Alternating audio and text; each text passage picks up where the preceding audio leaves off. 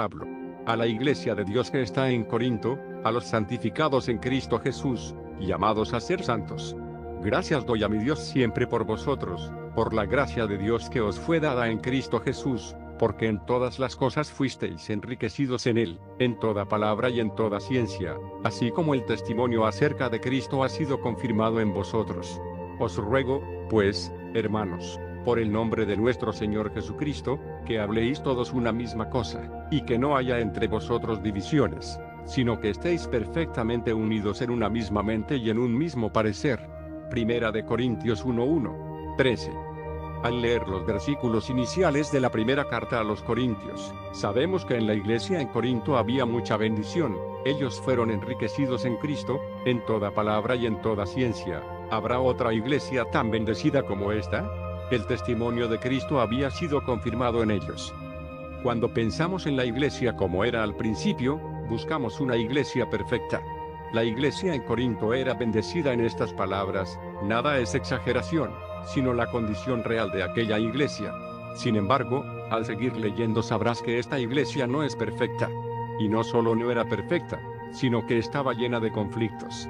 Al leer las dos cartas a los Corintios descubrimos un problema tras otro y por supuesto, nunca llamaremos a Corinto la iglesia perfecta. Cuando buscamos la iglesia perfecta olvidamos que nosotros somos imperfectos.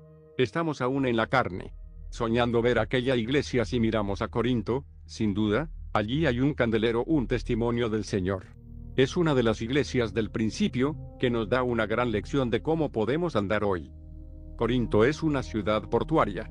Priscila y Aquila vinieron de Roma a Corinto, más tarde fueron a Éfeso. En ese lapso, Pablo fue por primera vez a Corinto, y pasó un tiempo con Priscila y Aquila. Al comienzo, él iba a la sinagoga e intentó llevar a los judíos a Cristo, pero fue rechazado. Entonces Pablo salió de allí. El apóstol se quedó con un hermano que vivía cerca de la sinagoga. Un hombre de Dios no siempre necesita predicar el evangelio con palabras. Todo el mundo leerá su vida. Este vecino es una persona diferente. Aunque Pablo ya no iba a la sinagoga, él no vivía lejos de allí, y el líder de la sinagoga fue salvo, y toda su casa fue bautizada. Y se dice que muchos corintios fueron salvos. Corinto era el rincón más oscuro del Imperio Romano, precisamente, por esa razón, necesitaba un candelero. Por eso, Pablo estaba ahí, y muchas personas fueron salvas, no adoraron más a ídolos, fueron trasladados al reino del amor de Dios. De hecho, el enemigo se opuso contra aquella obra tan fructífera. Entonces el Señor dijo a Pablo en visión de noche: no temas, sino habla, y no calles. Porque yo tengo mucho pueblo en esta ciudad. Hechos 18:9-10, Dios haría algo. La iglesia en Corinto iba a ser edificada. No importaba si había problemas, Pablo debía centrarse solo en la voluntad divina. Que el Señor abra nuestros ojos para ver que Él tiene mucho pueblo en nuestra ciudad. Tus ojos no solo deben ver a aquellos hermanos que ya conoces. Tú estás ahí por la misma razón por la cual Pablo estaba en Corinto. No debes callar, debes predicar la palabra, pese a las dificultades. A veces querrás renunciar, pero el Señor dice no desistas. Cuando el hermano Watchman ayudaba a las personas, siempre les decía al visitar una nueva ciudad, la primera cosa no es establecer una asamblea como la que tú ya conoces, o como fue en el pasado. Lo primordial es buscar a los hermanos. Tú no puedes ser tan espiritual como para pretender que eres el primero o el único. El Señor tiene intereses en la ciudad donde vives, por eso, Él te puso allí. Eso es lo más importante. No importa qué tipo de oposición ni qué problemas enfrentaría Pablo, una cosa sabemos, el Señor tenía pueblo en ese lugar, y Pablo tenía la responsabilidad de hablarles de parte de Dios. Una vez visité la ciudad de Frankfurt. Algunos hermanos de allí me dijeron: no queremos vivir aquí, nos iremos a Stuttgart. Frankfurt es un lugar tenebroso. Si seguimos aquí, no ganaremos muchas personas. Yo dije: si Frankfurt es oscuro, es evidente que necesita luz. Ustedes son el candelero. Deben permanecer aquí.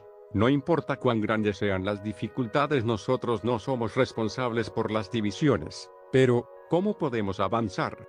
Yo tengo mucho pueblo en esta ciudad. Ese fue el comienzo de la iglesia en Corinto, aunque allí había problemas. Una razón por la cual Pablo escribió su carta es porque fue informado acerca de un asunto muy serio.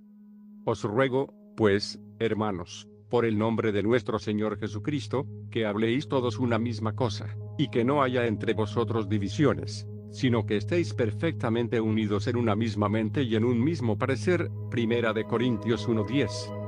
La palabra ruego, en el original, es exhorto, y significa ponerse al lado para ayudar. Pablo no escribió para juzgar o para criticar. Él dice os exhorto, es decir, estoy a su lado para ayudarles. No solo es su problema, sino también mi problema, y lo resolveremos juntos. Ese es el espíritu con el cual les escribe. La palabra división en el original significa estar aparte. Y Pablo agrega, que estéis perfectamente unidos en una misma mente y en un mismo parecer. La expresión perfectamente unidos en griego alude a reparar huesos quebrados o recomponer articulaciones dislocadas. Aquella división ocurrió en el cuerpo, los huesos se rompieron y las coyunturas se dislocaron, y ahora había que restaurar todo. Para que no haya desavenencia en el cuerpo, Primera de Corintios 12:25, aquí es la misma palabra, división, según el Espíritu Santo. El problema es serio en extremo, pues no se trata de una división en el club, en una escuela, en una organización, sino una división en el cuerpo. ¿Cómo trata Pablo a aquella iglesia? A la iglesia de Dios que está en Primera de Corinto 1:2, más adelante, el apóstol dice vosotros, pues, sois el cuerpo de Cristo. La iglesia en Corinto es la expresión local del cuerpo de Cristo. Pablo usa 4 capítulos para tratar el problema. ¿Cómo un cuerpo puede ser separado? ¿Cómo puede haber en él coyunturas dislocadas? Tras la Reforma, el mundo escribió acerca de aquel suceso. Un historiador comentó, la Reforma es un gran evento en la historia. Martín Lutero hizo un gran trabajo, porque desde entonces el mundo no es el mismo en la historia universal. El siglo XVI es una marca, hay un antes y un después de la Reforma. Otro historiador dice antes de Lutero, había una Europa unida. El mundo era uno, porque el Imperio Romano era uno. Esto fue cierto, en especial, cuando la Iglesia se enlazó con el mundo. Cuando vemos que casi la mitad de las tierras de Europa pertenecían a la Iglesia institucionalizada, podemos entender cómo Europa era una. Pero, tras la Reforma, Europa fue dividida. La amenaza del sectarismo, pero, ¿era eso división? ¿Era esa la unidad que estaba en la mente de Dios? La palabra nos muestra que el concepto se refiere a una división en el cuerpo. Eso es algo muy serio. En Corinto, unos decían, yo soy de Pablo, y yo de Apolos, y yo de Cefas, y yo de Cristo. Primera de Corintios 1:12. Hay solo una iglesia, un cuerpo, pero están divididos. Por eso Pablo se esfuerza tanto para tratar la situación. Recordemos a Apolos, él era tan elocuente, era un erudito, y él realmente ayudó a los santos en Corinto. Eso atrajo a las personas, y alguien dijo, yo soy de Apolos. Y en cuanto a Pedro, recuerden que había algunos judíos en Corinto. Pedro visitó Corinto, él era uno de los 12 y venía de Jerusalén. Y fue así como algunos dijeron, fuimos muy ayudados por Cefas. No hay nada errado con Pablo, con Apolos o con Pedro. Ellos fueron siervos del Señor utilizados para perfeccionar la iglesia, pero desafortunadamente nuestro vaso es tan pequeño. La iglesia de Cristo es tan grande, pero aquí vemos cuán niños eran los hermanos en Corinto. Ustedes son una denominación, nosotros no lo somos. Ustedes son tradicionales, nosotros somos la iglesia. Tal es el espíritu de sectarismo. Tú hablas algo correcto, pero tu espíritu está errado. Cuando dices, tú no eres de Cristo, yo soy de Cristo, recuerda, aquellos que son de Cristo, los que proclaman ser de Él y también aquellos que no dicen nada, realmente son de Él. Un pecado corporativo, hay una posibilidad de que estemos haciendo algo divisible en el nombre de la unidad.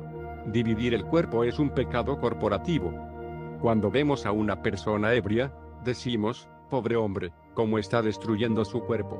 Pero cuando hay divisiones en el cuerpo, no sabrás lo que eso significa hasta que un día realmente sientas una coyuntura tuya dislocada. La iglesia es el cuerpo de Cristo.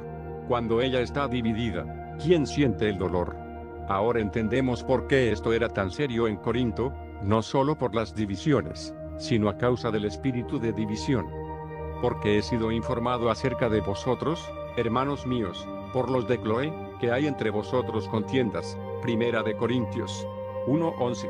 No es problema tener interpretaciones diferentes, Como ocurría con los hermanos en Inglaterra, Darby creía que la iglesia sería arrebatada antes de la tribulación, mientras George Muller afirmaba que ella pasaría por la tribulación, y Robert Chapman sostenía que solo los vencedores serían librados de la tribulación.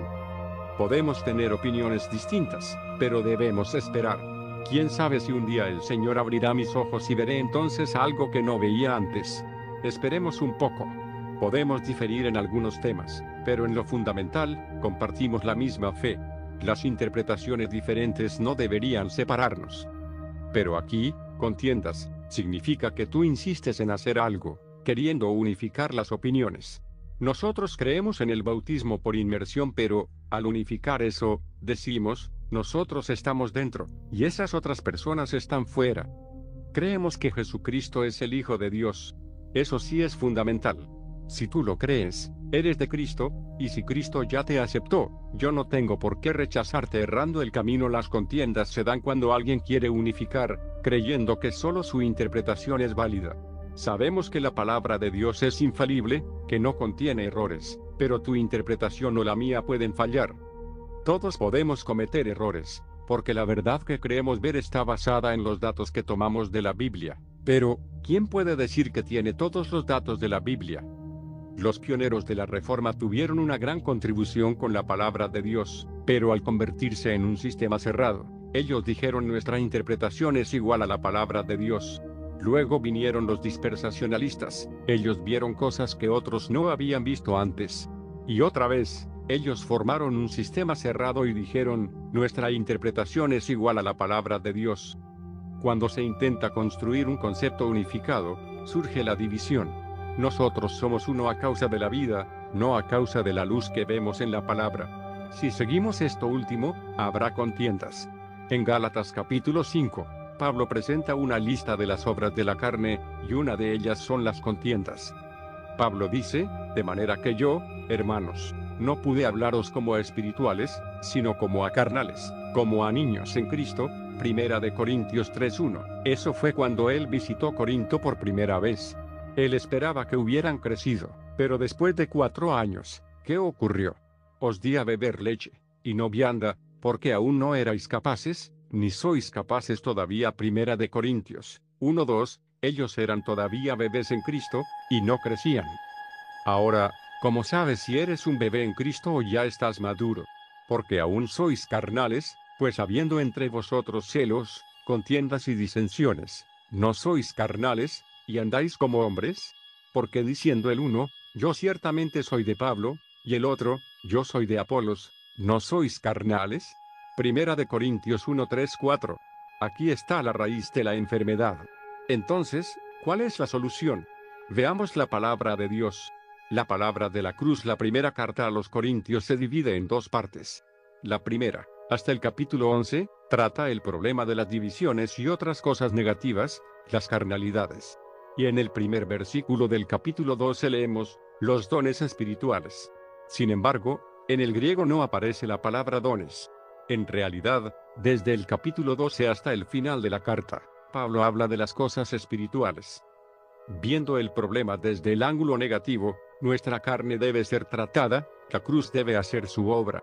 ¿Y cuál es el lado positivo? Siendo carnales, es necesario que la cruz obre profundamente en nuestra vida. Luego, las coyunturas dislocadas serán reparadas. Es una experiencia dolorosa, pero necesaria. Si tú no ves la unidad de la iglesia, si ves división tras división en el cuerpo, entonces, la cruz hace posible el no más yo.